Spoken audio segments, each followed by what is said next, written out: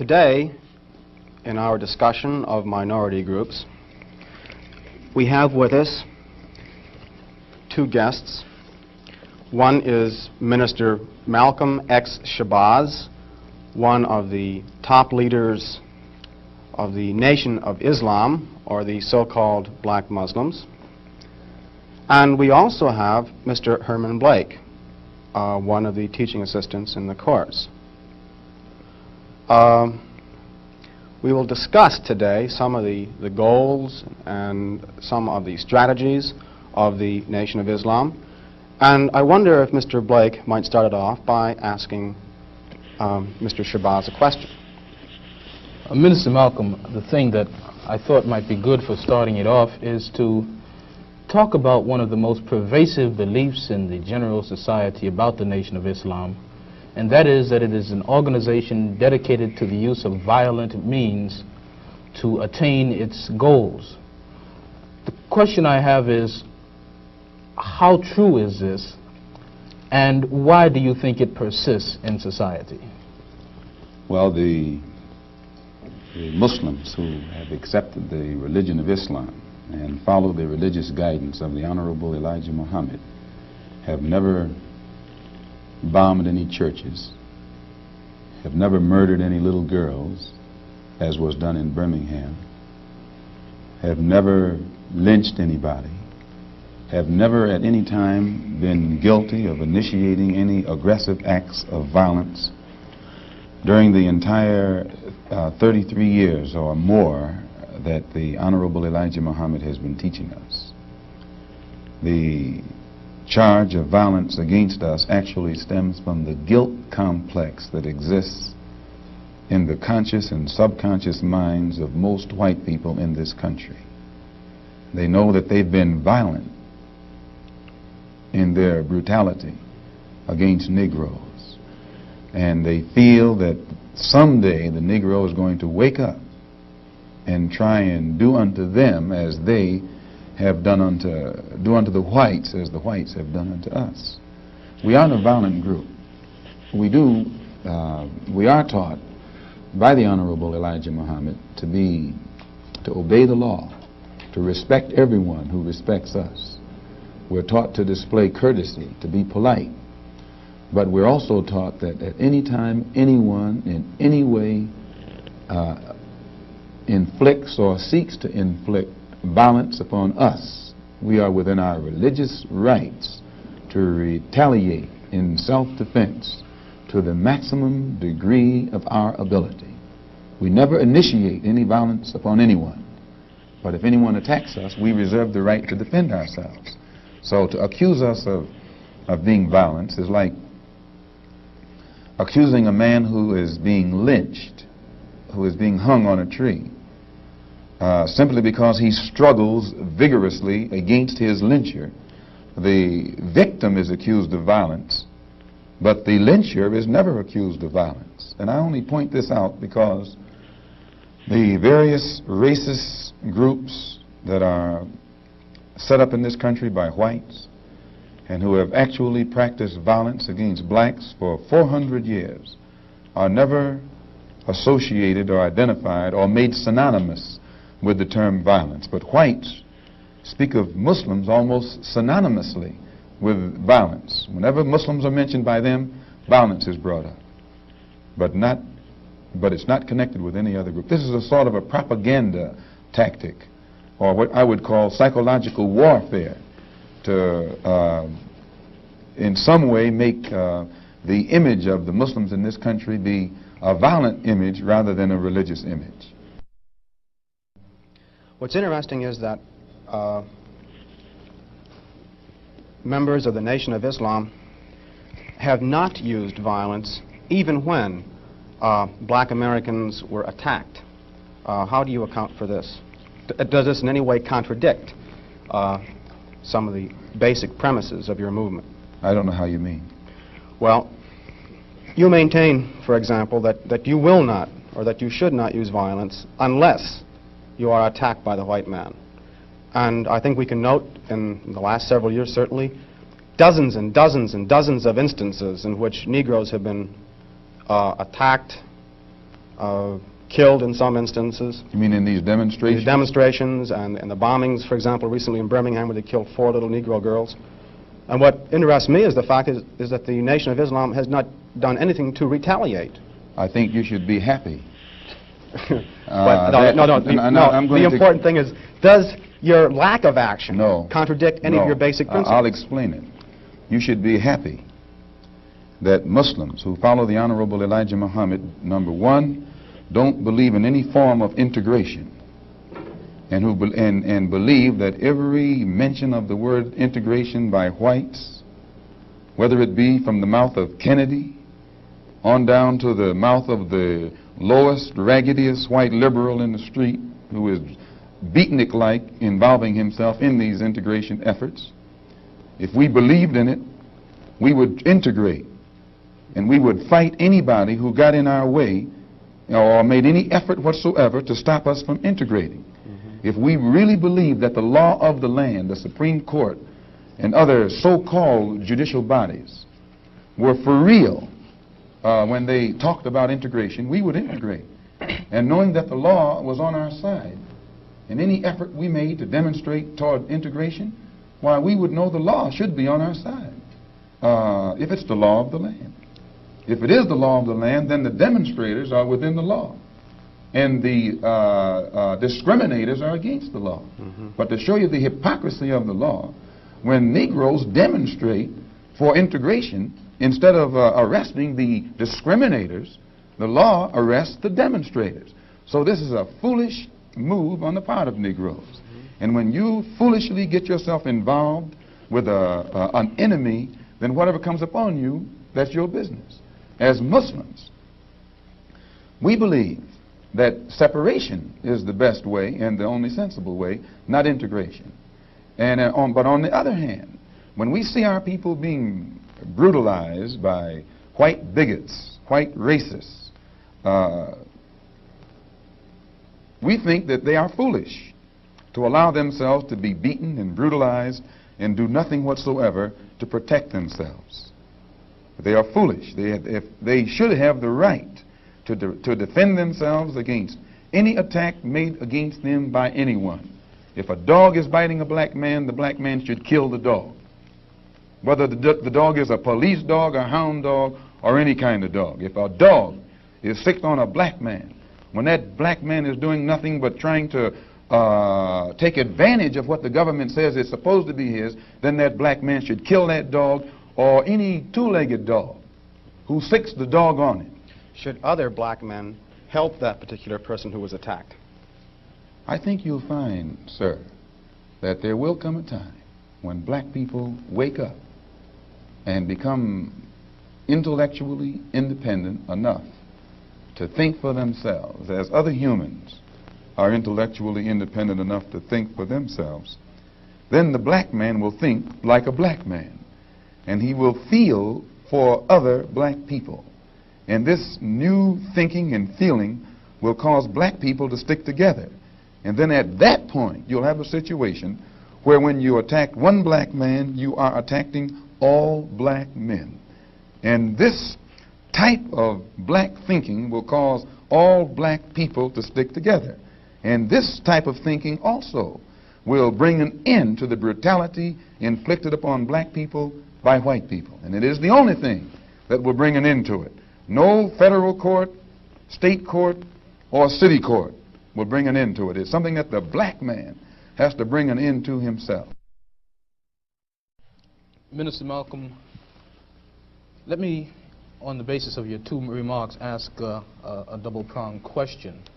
One, is it then your assertion that the laws with respect to how Negroes are supposed to have equal opportunity and equal rights in this country are not meaningful or believed by whites? And secondly, what is your opinion and attitude toward the civil rights movement in general, and particularly the Reverend Martin Luther King and his philosophy of nonviolent direct action? If the white people really passed meaningful laws, it would not be necessary to pass any more laws. There are already enough laws on the law books to protect an American citizen. You only need additional laws when you're dealing with someone who is not regarded as an American citizen. But whites are so hypocritical. They don't want to admit that this black man is not a citizen. So they classify him as a second-class citizen to get around making him a real citizen. If he was a real citizen, you'd need no more laws. You'd need no civil rights legislation. Civil rights, when you have civil rights, you have citizenship. It's automatic. White people don't need laws to protect their citizenship because they're citizens. But they don't want to tell us we're not citizens. And at the same time, they don't want to pass laws that are meaningful enough to protect us as if we were citizens. And the Supreme Court desegregation decision is the best example I know. That's a law from the Supreme Court. 10 years have gone by. No desegregated schools. It hasn't been implemented beyond, I think, 9% in 10 years. So this just shows you the hypocrisy of the American white man. They talk out of both sides of their mouth. And for this reason, we who are Muslims, that is, who believe in the religion of Islam, who believe in God, we don't believe that black people will ever get any problem with laws being passed or new persons being put in office, white liberals being put in office. There is nothing that the white man will ever do to bring about true, sincere citizenship or civil rights recognition for black people in this country. Nothing will they ever do. They will always talk it, but they won't practice it. And with the Supreme Court, if the NAACP can tell me that they want a desegregation decision for me 10 years ago, but yet the schools haven't been desegregated, as I say, this is a victory with no victory. It's a victory that you can talk about, but it's a victory you can't show me. So if you represent the NAACP and you are telling me about this great victory you won for me, when I look at you, I have to conclude that either you have been duped yourself or else you are trying to dupe me. And in most instances where the civil rights struggle is involved, there is no civil rights leader can point to me one concrete gain, practical gain, that black people have made in the civil rights field in this country, not only during the past 10 years, but during the past 100 years. Now, the other part was with respect to Mr. King and the nonviolent direct action. Well, I will let Jimmy Baldwin and John Killens and Lou Lomax, the writers, answer that. Speaking right after this church was bombed in Birmingham, Christian church was bombed in Birmingham by Christians too, mind you, and these 4 little girls were murdered. John Killens and James Baldwin and Lomax and the Negro writers and actors had a meeting at the town hall in New York, and Killen pointed out concerning these murders of these little girls, said the killings had raised doubts about the intelligence of the nonviolence in the civil rights struggle. He went on to declare that he could no longer be asked to love those who persecuted and killed Negroes. He also, and the writer, Mr. Handler, who's describing this, said that Killens, it was not clear concerning Killens' remarks to his audience that he was breaking with the, it was clear rather, to his audience that he was breaking with the doctrine of the Reverend Martin Luther King's philosophy that as Christians, Negroes should love their fellow man in a truly religious sense. Now, James Baldwin, speaking on that same platform, said, and I was present during this entire affair, asserted that the American people shared a collective guilt for the persecution of Negroes, much as Germans did because of their silence during the Nazi persecution. He denounced President Kennedy for what he termed Kennedy's lack of passion in the civil rights struggle. Mr. Baldwin said that there could no longer be a Republican Party for the Negro people as long as it listed a Barry Goldwater, nor a Democratic Party for the Negro people with a Senator Eastland on its roster. He asserted that the federal government acted swiftly and energetically, that unless the federal government acted swiftly and energetically, future slaughter would make Birmingham look like a dress rehearsal. And now, what do I think about King's attitude?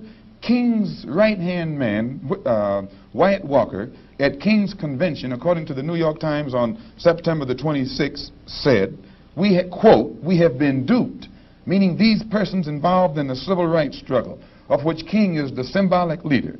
His right-hand man says, and I quote, "We have been duped, or have duped ourselves, into believing that the chains have been broken, when in truth we have only been chained more securely. Half freedom has in many instances been worse than no freedom at all." Why, don't ask me what I think about their struggle. I can tell you what they think about their struggle. And they are pointing out that it is becoming more difficult every day for the civil rights leaders to keep the masses of black people nonviolent and long-suffering and patient, and keep them from becoming disenchanted. I hope that answers your question. Well, now there's a new party which has started on the East Coast called the Freedom Now Party, an all-black organization. Would you comment upon this, and also upon the possibility that the Nation of Islam might begin to turn some of its attention to the political arena, in view of the fact that it is in the political arena that Negroes have not been able to in any way get justice, as has been pointed out in your previous statement? I'm not familiar with the Freedom Now Party. I'm not too familiar with politics, period, only that in the sense that white politicians have usually been very hypocritical where the so-called Negroes are concerned. So I'm a bit disenchanted with politicians and politics. The Honorable Elijah Muhammad is a religious man, and his teaching is religious and his solutions are religious. The Freedom Now Party, from what I understand, is headed by a man named, a lawyer named Conrad Lynn. I know him. He probably means well. Before passing an opinion on what it is he's trying to do, I would like to analyze it and see who's subsidizing him, see who his friends are, especially who his white friends are. And after a careful analysis, if I could conclude that there was no white support, I would be inclined to have confidence in it. But if I saw him leaning too heavily upon his white liberal friends for support, then I'd be suspicious of that too. The Muslims, in my opinion, represent an all-black party. And the Honorable Elijah Muhammad pointed out at before 10,000 in Philadelphia on September the 29th at a rally that we were having, that in 1964 the black people should band together and do something about selecting and electing representatives, black representatives, politically, who have the rights and the best interests of the black people at heart, and that we should also unite together and sweep out of office all of the black political puppets who are used by the white power structure to continue white supremacy in our communities. In that regard, would you include Congressman Dawson, for example, from Chicago, and some of the people who represent him on the Chicago City Council? In which regard? In the area of acting as a puppet. I don't know what Mr. Muhammad's opinion is of Congressman Dawson. They both live right there in the city of Chicago together. I don't know what his opinion is of Congressman Dawson. I'm suspicious of any Negro, be he politician, be he clergyman, or civic leader, who is constantly patted on the back by whites. I have a tendency to lead toward the Negro politician who is constantly condemned by the white power structure. This is my thought pattern. I'm giving you an insight of it. You, though, mentioned Mr. Lynn and saying you'd like to know who his white friends are. Now, I'm wondering if you didn't make a contradictory statement in Muslim terms by using white and friend in the same phrase. That is I to use say, friend in quotes. I see. In other words, if a black man cannot have a white man as a friend. He may have a white man who's friendly, but being friendly and being a friend, I think, are two different things. I think there are many whites who act friendly toward Negroes. A fox acts friendly toward the lamb. And usually the fox is the one who ends up with the lamb chop on his plate. The wolf doesn't act friendly, and therefore the wolf has more difficulty in getting the lamb chop in his plate. I'd like to point out, though, that... And I say that because it is usually if you study the structure of the Negro community, economically, politically, civically, psychologically, and otherwise, it's controlled by the white liberal, who usually poses as the friend of the Negro, who actually differs from the white conservative in the same way that the fox differs from the wolf. Their appetite is the same. Their motives are the same. It's only their mannerisms and methods that differ. I would agree that no doubt there have been a large number of whites who have posed as liberals and as friends of the Negro and who have time and again betrayed the Negro. On the other hand, I think one could point to a large number of whites who have struggled for civil rights, for equality, and have got little or nothing out of it, other than quite a few bruises. Give me an example. Well, the large number of white students who have gone into the South, for example, working for SNCC and other organizations. Not working for SNCC or other organizations, but working for the white political machines who benefit by the voting efforts of Negroes. Okay. I'll be more specific. I would cite Herbert Hill, for example, as a kind of person who has championed Negro job rights, for example, in New York City and elsewhere. He has fought the political machine. First time I met Herbert Hill personally was when they were picketing to stop the working on the Harlem Hospital in Harlem. Negroes for 10 years had to fight the city to get an annex built on the Harlem Hospital. Because in Harlem we need a hospital more so than anything else. Our people are sick. Plus we do a lot of cutting and shooting of each other, though we profess to be nonviolent. And Herbert Hill brought his forces out and stopped the working on that site. This is the first time I ever saw him. Then when work was brought to a halt on a hospital in Harlem, the same was tried to stop the work at the Downstate Medical Center in Brooklyn, which is predominantly white. They were out there for 3 months during the summer. Couldn't stop anything. And I never saw Herbert Hill out there one time. Now, whenever it takes a stoppage of something that's going to affect the white man, you find the white liberal absent. But when it involves something that primarily will affect the best interests of black people and black people only, then that white liberal is present. Herbert Hill is the labor secretary for the NAACP. And if he was interested in black people, he would prepare a black man with the type of knowledge and understanding of the labor troubles involving black people that would enable a black man to sit in the same position as Secretary of Labor or Labor Secretary in the NAACP. I'm suspicious of whites who join Negroes and always have to be in the lead, who always have to be the head, who always have to be at the top in Negro organizations. Those whites who really have the interest of blacks at heart, let them give some advice to some Negroes and stand on the sideline. But don't join the organization and then get at the head of it and pose as a friend of Negroes. Well, I would defend his sincerity and his commitment.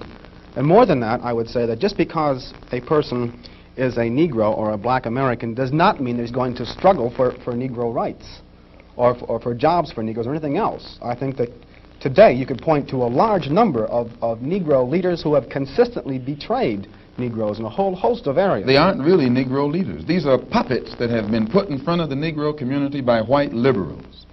These are parrots that have been put in front of the Negro community by white liberals. You can't name me a Negro leader who has been betrayed Negroes, who has not been endorsed, sanctioned, subsidized, and supported by the white liberals. Minister Malcolm, I'd like to... Well, I could cite one example would be Congressman Dawson, for example, in Chicago.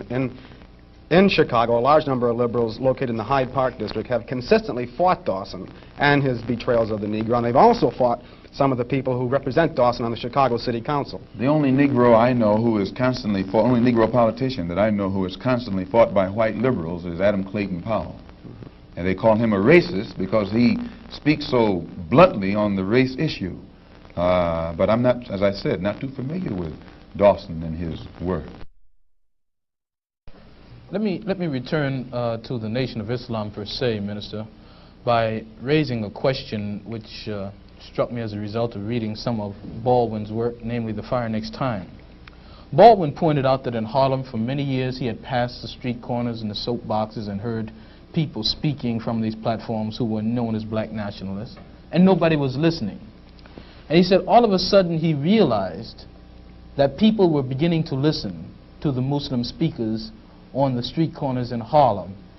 The message essentially was the same, but it was that now many people were listening to what this message was. And you pointed out that the Nation of Islam has been in the picture for about 33 years. What is it, in your judgment, that has caused this tremendous amount of support that the Nation of Islam has garnered in the Negro community in, say, the last 10 years? When you put a seed in the soil, it remains beneath the soil until the season changes. And when the season changes, that the seasonal change automatically brings about rather atmospheric conditions, bring about a seasonal change that makes that seed come up or crop grow in its appointed time. And all over this world today, God himself has brought about political changes, a political atmosphere, sociological, social atmosphere, economic atmosphere. These economic conditions, these political conditions and social conditions combine to bring about a situation that is making black people in America more receptive, their mind more fertile to the seed of truth that the Honorable Elijah Muhammad has been planting for 30-some years. And this is springing up today and causing our people to see and understand now what they couldn't see and understand before. What is the nature of this situation which is making black people more receptive? Well, you take in the past, say, 15 years, how the nations have emerged, dark nations have emerged in Africa. Prior to 10 years ago, most Negroes identified Africa with a savage, jungle-like place. And whenever you mentioned the word African, in their mind's eye, they could see the image of someone running around with a spear, with no language, who'd say ugga bugga boo or bwana or something, and who'd be in a jungle running from lions or chasing lions.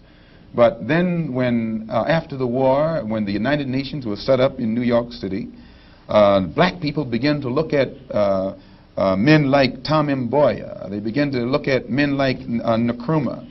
They began to see men like Lumumba. They began to see men like Nasser. They began to see these Belawa and Ezekwe, who could exchange intellectually with whites on an international level in a political form and hold their own. This made the black people in this country realize that what the Honorable Elijah Muhammad had been teaching all the time actually had substance. And they began to turn it over in their mind and see that what he was saying had more weight to it than what these other Negroes were saying. And they began to identify themselves with the black world and the black struggle more closely than they identified themselves with this so-called white world.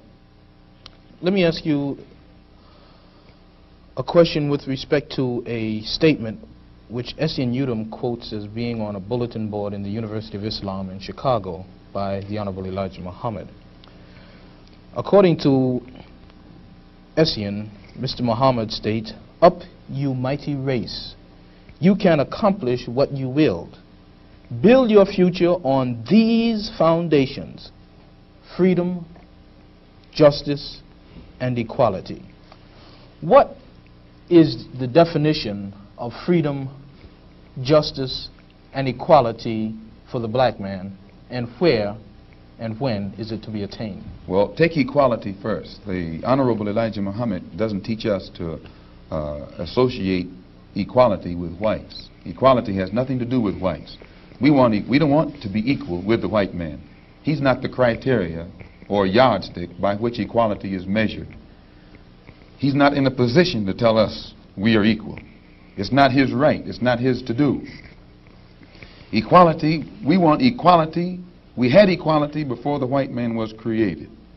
We had equality before the white man came into existence.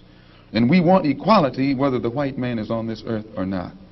Equality means the opportunity to develop all of our dormant potential, all of our dormant capability. And in developing this dormant capability, the right and the ability to stand on this earth on some land of our own and bring about a civilization and a society in which we will be completely independent complete freedom to take care of the needs, to take care of the wants and the likes and the dislikes of our people, to establish our own nation, our own society, our own heaven, our own future.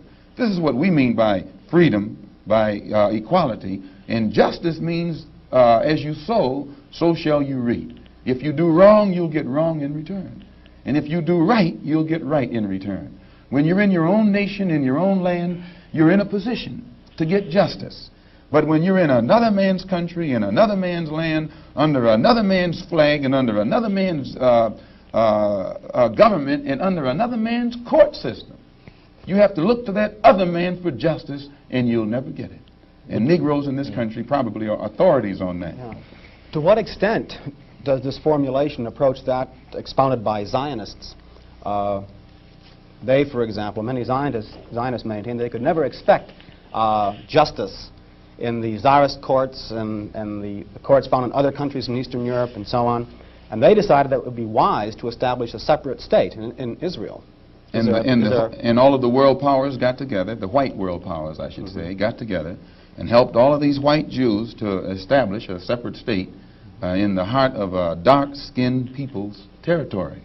And if white people can get together and let other whites, help other whites to establish an independent nation right in the midst of dark-skinned people, and then we don't see where white people should be so much against the Honorable Elijah Muhammad's solution, not of setting up an independent dark nation in white people's property, but he's asking the opportunity to set up an independent nation on our own continent. Let us leave America and go back home among our own people on our own land and set up our own independent society. But all he says is that this government, which made us slaves, should supply the transportation for us to get back home and give us all of the machinery and the tools necessary for us to till the soil and establish our own agricultural system to feed and clothe our people, our own economy, and in some way become an independent people among our own people on our own continent. This is intelligent.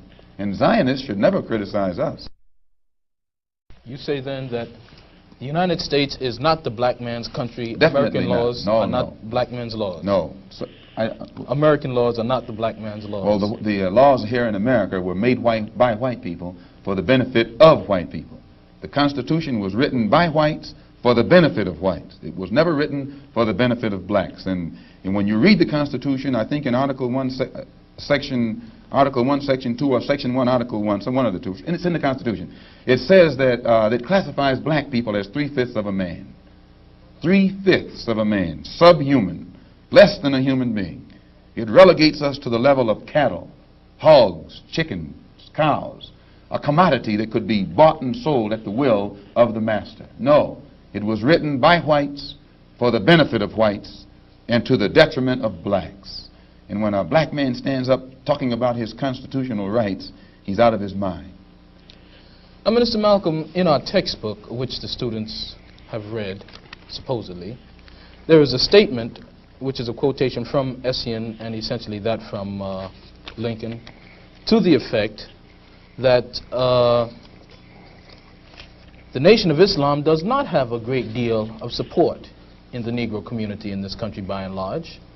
And a recent national poll of American Negroes found that leaders and rank and file, according to their statistics, supported the Reverend Martin Luther King somewhere over 90%, whereas the support and favorable rating that they gave Minister Muhammad was less than 20%, and somewhere around 45% of them gave an unfavorable rating to Mr. Muhammad. What would your response be in terms of Baldwin's statement that this is a growing thing and the kinds of evidence that we have that there isn't much to it? Well, that statement I just made concerning the Constitution is Article 1, Section 2 in the Constitution, where it classifies us as chattel. Baldwin did point out that Mr. Muhammad has the only grassroots support and is the only one whose whole following operates or functions on a mass vehicle. And I think Baldwin told Dr. Kenneth Clark that Martin Luther King is at the end of his rope. Now, concerning the poll taken by Newsweek magazine, I think you said that this was the leaders who said that, who went with King and against Mr. Muhammad around 90%.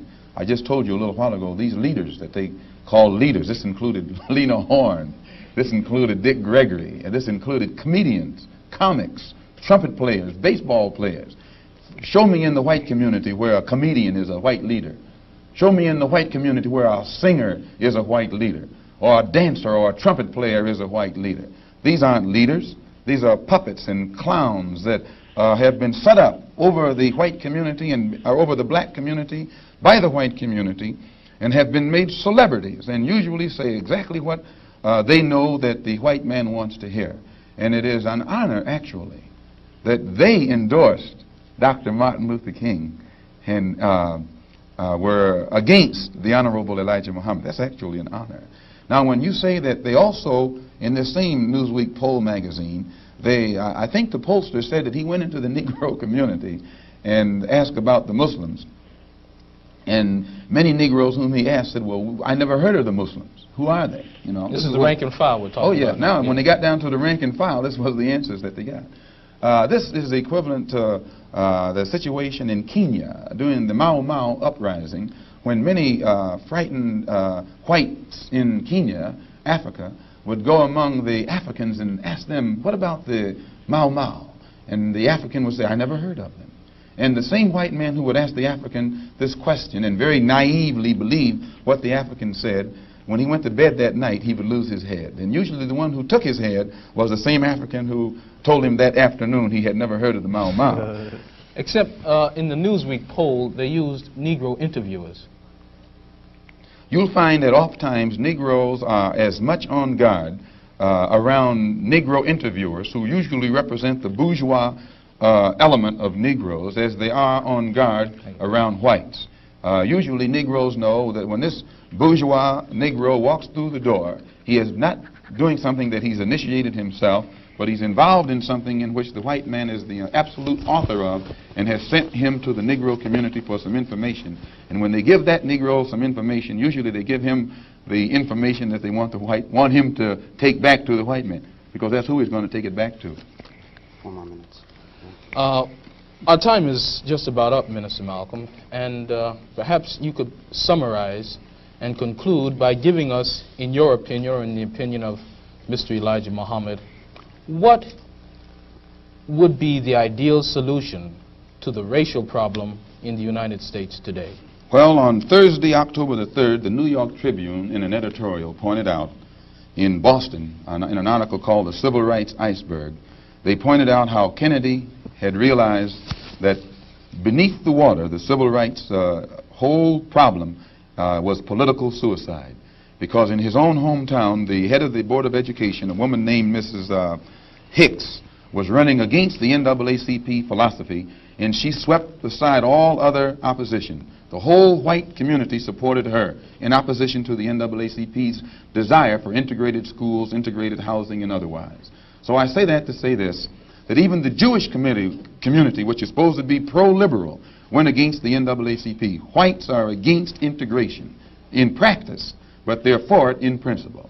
So the only solution is separation. And the Honorable Elijah Muhammad says that this can be brought about simply by letting our people be exposed to the truth about ourselves, about the white man, about our history and our condition in this country. And once we are exposed to the complete truth about things as they actually exist in this country, the masses of black people will choose complete separation from this entire system, political system, economic system, social system, and whatever other aspect or description or adjective you want to attach to it.